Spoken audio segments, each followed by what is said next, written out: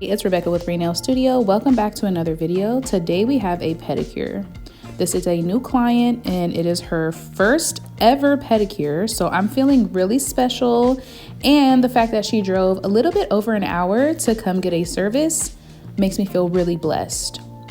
So she does have a few issues with some of her toenails, one being that her big toenails are somewhat ingrown. And also she does seem to have a bit of fungus on her toenails. They are mostly grown out. She has been using the nail mycosis for over a year. She says she's been using it on and off. So today we're just gonna kind of clean everything up and give her a clean canvas so that she can start using her nail mycosis on a regular basis. Now, before we get into our e-filing, I am going to apply a bit of mycosis just to avoid nail dust from flying around.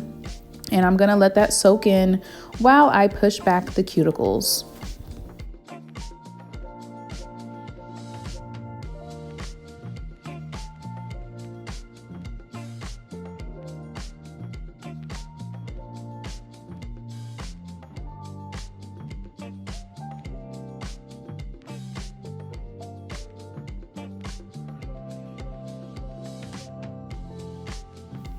For e-filing, I'm only focusing on the nails that have a fungus look to them, and I'm using a ceramic fine bit with my e-file at a low speed of 5. And I only do this just to clear everything off the top of the nail. That way she has a clean canvas to apply her nail mycosis. You want to make sure you're doing this with a really light hand. It's not necessary, but I definitely feel like it is beneficial.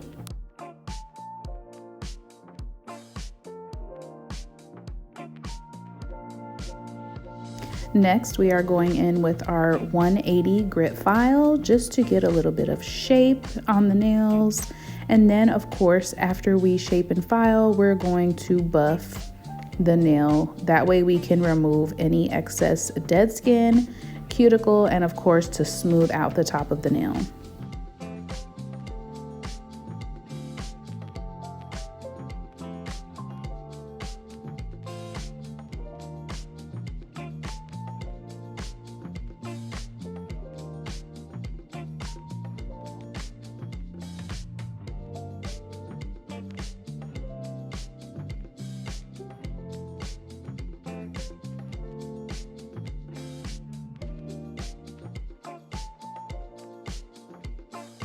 Now I'm going in with my curette to clean up under the nails. I generally do this after I buff and file just to make sure that I'm not leaving anything behind. So you can definitely do this step before you do any trimming or filing to check where the hyponychium is, but I also always make sure to do this once everything is buffed and filed.